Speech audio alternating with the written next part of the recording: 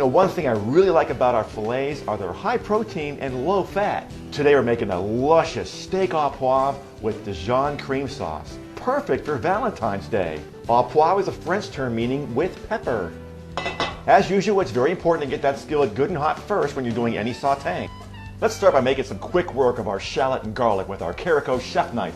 We'll cut the shallot in half, leave the root end intact, remove the end piece, and then we'll peel the outer layer. Then we'll make some thin slices, but not all the way down. Then we'll turn and do a nice dice. For the garlic, place your knife on the side, give it a pop, and remove the skin.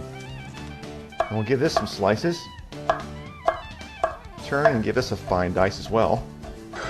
Now to start prepping our steak, we'll add just a little bit of kosher salt on top.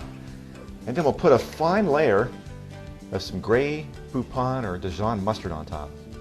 Now if you've got a pepper grinder, loosen the screw on top so you get a coarser grind of pepper. And we'll put a nice layer of pepper on top of the mustard. Then we'll drop some olive oil on our hot skillet, swirl the coat. And then we're going to place our steak in with the mustard side down. And now that it's in the pan, we'll go ahead and put a light layer of salt on this side. A little bit of our mustard, our pepper, and that should be just about the time that we give it our first turn. Now I'll lower the heat to medium-low, and then we'll turn our steak every 2 to 3 minutes or so until it's done to our liking.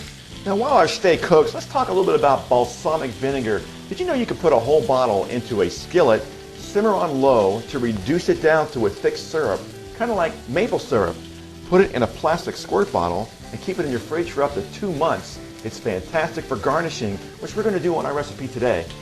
And we'll place our steak on a clean plate and we'll set it aside to rest. Now to the same pan, we're going to add our shallots and our garlic. And we'll saute for only about 15 seconds. Be careful, do not let it burn, it'll be very bitter. Next we'll add our beef broth, our heavy cream, a little bit of white wine, and our remaining Dijon mustard. And we'll bring it together with a whisk and simmer until it thickens. About 3 minutes. Well, now that the whole house smells fantastic, let's serve. Remember that balsamic reduction we made?